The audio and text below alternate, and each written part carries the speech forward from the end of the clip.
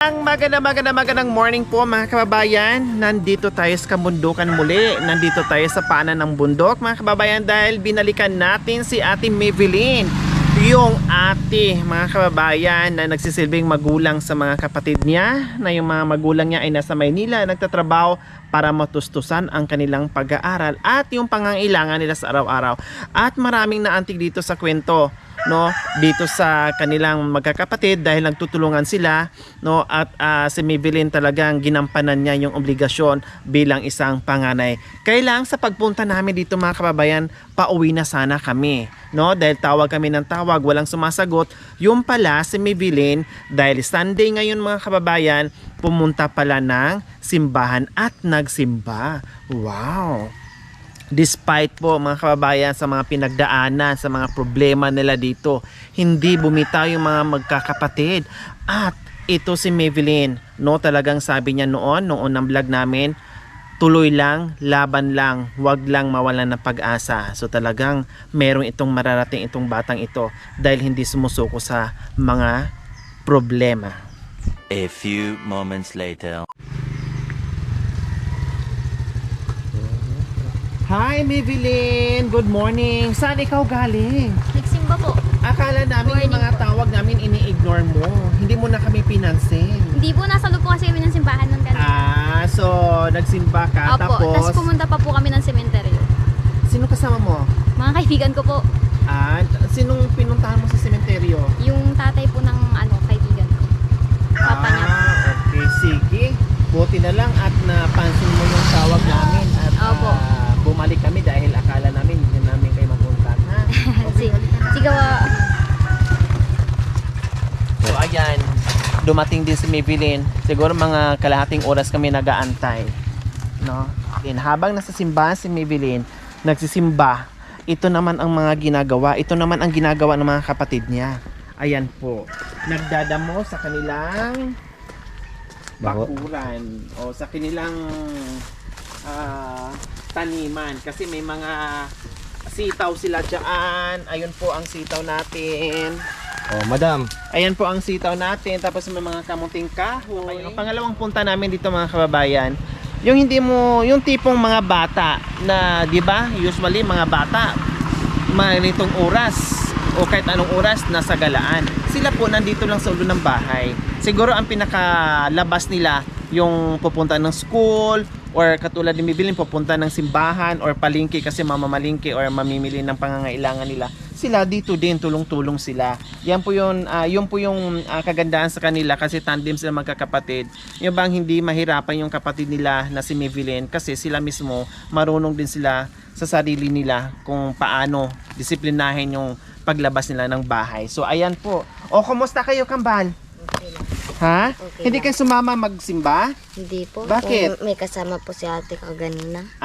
Pero minsan nagsisimba din kayo. Opo. Oh, wow. O kumusta ikaw diyan? Kambal number 2. Ay, kambal number 1 pala yan, ha? Ayos lang? O sige, itigil nyo muna diyan. Mayroon muna tayong pag-uusapan, kambal number 1 and kambal number 2. Kanino yung pugad doon? Ha? Siguro yan yung pinakatambayan nyo dyan. Dyan kayo na mamasyal. Kayo din ang gumawa. Opo. Wow, so ganyan po mga kababayan. At hindi sila naghihiwalay, no? May ibang kambal, may kanya-kanya silang mundo. Pero sila, kung saan yung isa, nandoon din yung isa. Oh. Sino nagtanim sa mga yan? Mga kamunting kahoy, sitaw, Talong pa daw. talong. Kayo lang din? Opo. Wow, ang sisipag. Alam nyo, ipagpatuloy nyo lang yung mga yung sipag nyo, no? Talagang meron kayong mararating. Malayo ang mararating nyo pag ang bata ay masipag. Ngayon pala nakitaan na merong mararating. Pag ipagpatuloy nyo yan, yung ginagawa nyo, tiyak, may mararating kayo, no? O sige, dito muna tayo. Pahinga muna tayo. So anong nakahandang pagkain dyan, Maybelline? Pang lunch nyo? Kasi sabi mo kanina, after mo magsimba, punta ka ng Sementeryo po. sementeryo and then punta ka ng market. Anong binili mong ulam? Bumili lang po ako ng saka ng manok. Ay, adobo po namin. Bumili ka ng isang Saka manok. Saka manok po. Anong saka manok? Yung paabo ng manok. Ah, yung Adidas, kumbaga, yung itong part. Patingin, tara. Puntahan natin. Bumili ng saka na manok. So, ayan, ihanda ni Maybelline yung kanilang pang lunch. Oh, magkano kilo niya yung kilo? 100. So, ibig sabihin yung cash na natanggap mo nung nakaraan, Ito na po yan. yan na, tapos yung mga ibang groceries mo dyan. Oh, binudget mo. O magkano ang natira? Meron pa naman pong 700. May 700 pa. Oh, ang galing mo talaga mag-budget, no? Maybelline, no? Medyo lang po. Ha? Medyo lang po. Dapat ang binili mo muna, yung laman naman, para makakain ka ng laman. Pinulang manok kasi tag-ulan ngayon. Ito po kasi yung sinabi ni mama eh. Ha? Alam ni mama mo na nakatanggap ka. Opo. Tapos sinabihan ka na bumili ka ng mga paan ng mga manok at yan ang adobohin mo. Hindi ka man lang nagsikan demotion, mama, pwede ba laman muna na 1 kilo ang bibilhin ko? Mahal po kasi yung... Ha? Mahal po kasi Magkano ba ang 1 kilong manok ngayon? yung manok po na... Oo, yung 1 kilo. 200 plus po ata Ha? yun. 200 plus 200 po. plus. Opo. O kahit man lang paminsan-minsan Next time po. Habang nasa simbahan si Maybelline kanina, ano ba ang pinipray ni Maybelline? Sana po lagi po kaming good health and sila mama po. Tapos po po. Sana rin po araw-araw din po kaming may mga kain ganun po. Lagi Tapos, mong pinagdadasal yan. Kahit gaano kahirap yung buhay, Apo. basta manatiling maganda ang yung kalusugan sa Apo. araw-araw. At lalong-lalo na doon sa magulang nyo. Apo, Yan po yung tapos- laging dinadasal mo. Apo, tapos pati rin po yung para rin po sa pag-aaral ko. Ayan. Bigyan Kaya niya po tama yung ng- ginagawa mo. Opo, dagdag No? kaalaman. Yung patient mo, Apo. yung determinasyon sa pag-aaral, kailangan nandiyan lagi, no? Yung mga ibang bagay sa lang yan, focus muna. Talagang ngayon pa lang Maybelline, pag yan ay pagpatuloy mo yung iyong kasipagan sa pag-aaral, no? Pagiging mabait na anak, nako, malayo ang mararating mo Maybelline. Balang araw, aahon ka rin sa sitwasyon na ganito. No, Maybelline? Apo. Basta magiging masipag lang at mabait na anak at mag-aral ng mabuti. Apo.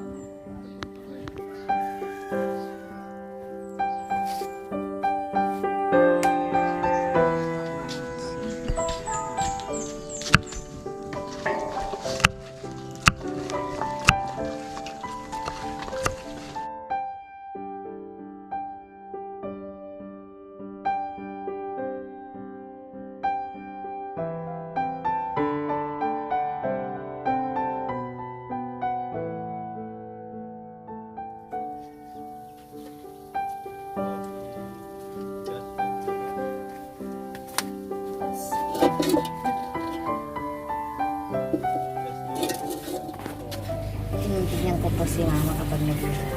Ay, very good. Habang nagluluto si mama at saka si papa or si papa, tinitingnan mo. Opo. Hindi natuto ka doon. Wow, ang galing. Kahit tamang-tama, wala si mama at saka si papa, ikaw ngayon ang nakatuka sa pagluluto. Opo. Wow. Very, very attentive pala ito si Josh. Habang nagluluto o may ginagawa yung mga magulang niya, siya naman nagmamasid, no? Ginagaya at natutunan niya. Oh, di ba? Oh. Tapos, next niyan, kumuha pa ng luya kasi sabi ni chef, parang kulang. Walang luya kasi ang luya, dagdag aroma yon plus tanggal sa mga lansing-lansing, mga lansa-lansa. Oh, di ba? Paborito ko to, mga kababayan. Nako, paborito ko yan. Pinapapa ko yan, inuulam ko yan.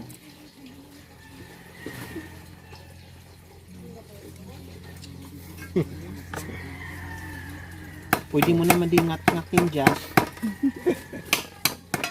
Mas durog yun pag ningat-ngat mo. Natawa siya. Kailangan hugasan lang siya at huwag tanggalan ng balat kasi nandiyan yung nutrient niya sa sa balat.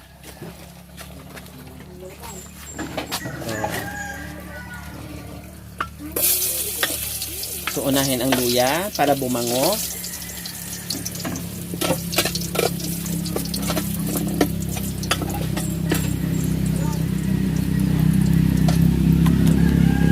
Sumunod ang bawang para lalong dagdag aroma.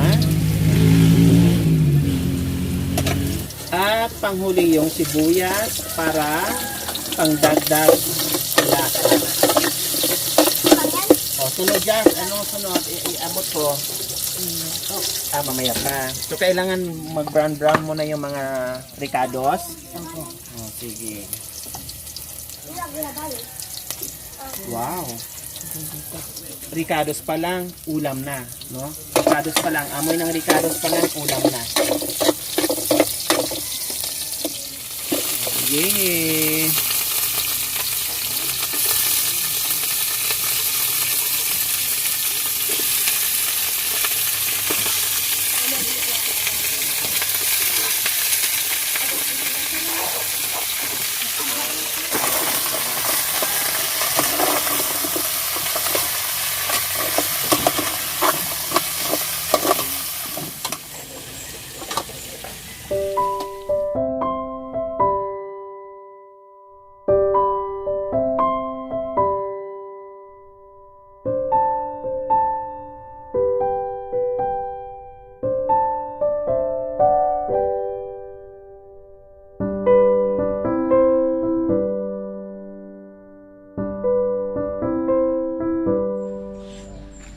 Si Mama?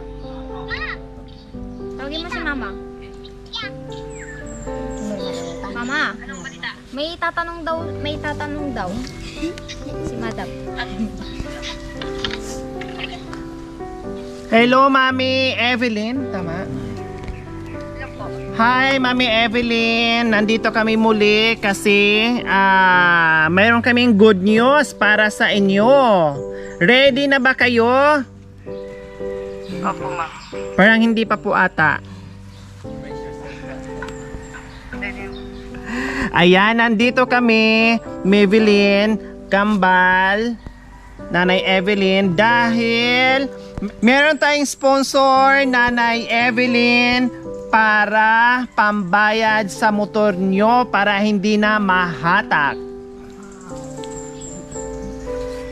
Nagpapaabot po ng 5,000 from Kuyang Tony and ating Prissy of New York.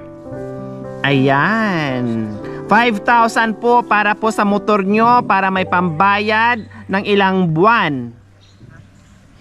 Wow! Ang haba ng mga luha ni Nanay Evelyn nung narinig niya na meron tayong surprise at merong pera na pambayad doon sa motor nila.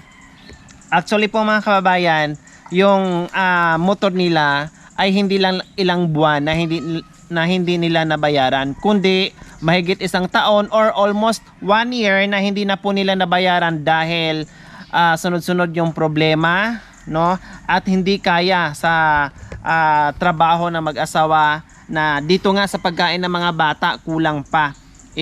Plus idagdag pa yung motor na buwan-buwan, hindi po nakayanan, kaya umabot po ng mahigit 1 taon or almost 1 year na hindi na po nila nabayaran. Kasi itong motor po pala mga kababayan, hindi po pala ito sa kanila. Parang inassume po nila mga kababayan, inassume po nila para kasi nandito sila sa bukid para meron silang service dahil nag-aaral yung mga bata, no? At mura lang naman ang buwan-buwan nito, yung kanyang monthly 1,500 plus lang po. So itong 5,000 mga kababayan, kung magkano po yung magkasya dito kung ilang buwan, so ipaunang bayad po nila ito para kahit papaano hindi mahatak yung motor at meron silang magagamit. Kaya maraming salamat po muli from Kuyang Tony and ating Presi of New York City. Maraming salamat po sa inyong ginitawang puso na talagang binigyan nyo ng pag-asa ang pamilyang ito, no, na akala mo ay wala ng taong makatulong sa kanila, akala mo wala ng pag-asa, pero salamat po sa inyong ginitawang puso na napanood nyo yung episode na to at nabigyan nyo ng pag-asa. Thank you so much po sa inyong suporta. Thank you po, ma'am. Salamat po sa binigay niyo mula umpisa. Mula umpisa po hanggang ngayon.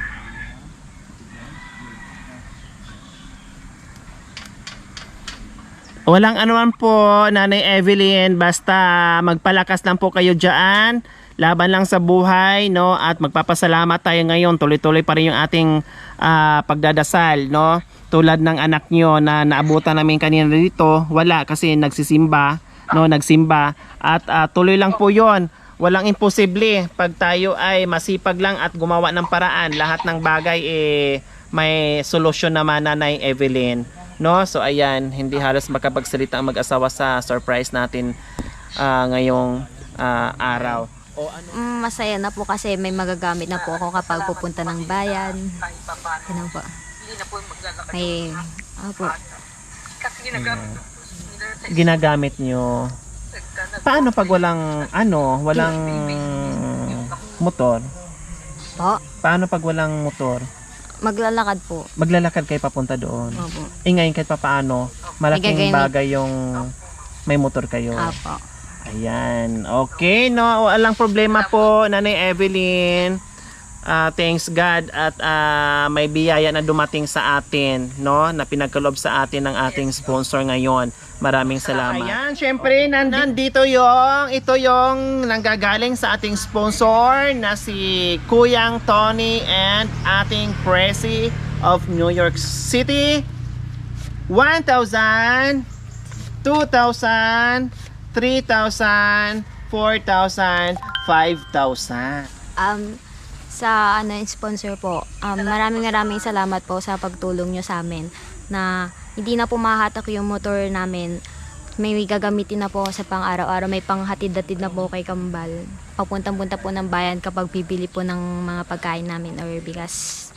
Pag may pupuntahan din po kung magsisimba ganun or may mga projects po magagamit ko na po yung motor. Thank you po. Sana po pagpalain po kayo ni Papa God. Ayan. God bless po. Walang anuman, Maybelline. Sa amin lang ipagpatuloy ang pag-aaral nyo, no? At wag sumuko. Sabi mo nga ang daming problema na napagdaanan at naapektuhan yung pag-aaral mo noon, hindi ka nakapag-focus kaya meron kang line of 7. Pero ganun pa man, nalabanan mo pa rin kahit line of 7, basta pumasa ka at pinakita mo yung best mo, ayos pa rin yun, no? Ilang buwan? 3 months ang pwedeng mabayad dyan, Maybelline. O diba? Ang laki-laki din yon. Mahaba-habang buwan din yon, no? 3 months ang mabayad mo dyan. Thank you po. Kailan mo bayaran? Punta ka na bukas ha? Or kaya mamaya na agad? So, ayan.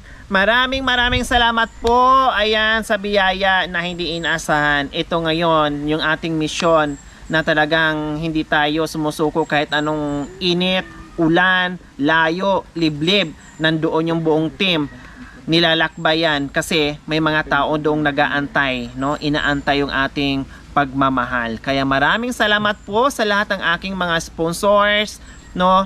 Followers, subscribers, YouTube members, viewers, commentator, lahat po kayo na nagbigay sa akin ng 101% na tiwala na pinagkaloob nyo po sa akin. Maraming salamat po. Okay? So, dito na kami at mag-ingat, Maybelline. And update na lang ako sa iyo, ha? Mami, aalamin ko po kung titinan ko doon sa papuntahan ko ni Maybelline sa Lucky Star, papatanong ko, ipapakompute ko at kung magkano na po yung balance nyo doon. Nung pagbalik po galing ng Maynila, hinahanap na po sa akin kasi pangalan ko kumain na. Kaya nakiusap po ko sa Lucky Star na ako na lang po yung maghuhulog kasi pangalan ko naman po Oo, ipapakompute ko po, mami, kung magkano po ang balanse nyo doon, ha? Alam niya, no? Yung office alam mo. Pupuntahan na lang ni Maybelline doon sa Lucky Star. Hindi ko po masyado. Basta may, isa lang po ata yung ng Lucky Star doon sa likod. Okay, mga Rohelios, pasok! Ito ate, itong isang C1. C1. Sabog yun, no? C1 po. Ayan, syempre, mayroon kaming pamakdo sa inyo. Di na to O, paa, diba? madam. Di na paa. Kanina ang niluto nyo, paa ng mga manok. Ngayon, katawan ng manok. O, diba? May pamakdo na kayong tatlo, ha? Masarap yan. O, madalas nyo bang kinakain yung kambal? Ha? Hindi kayo nakakakain ng ganyan. Seryoso.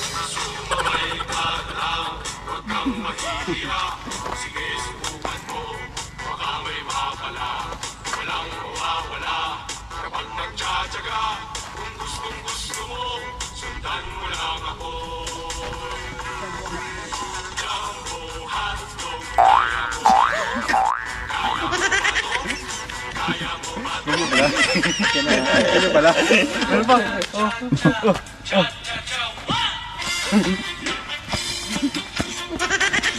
Budot.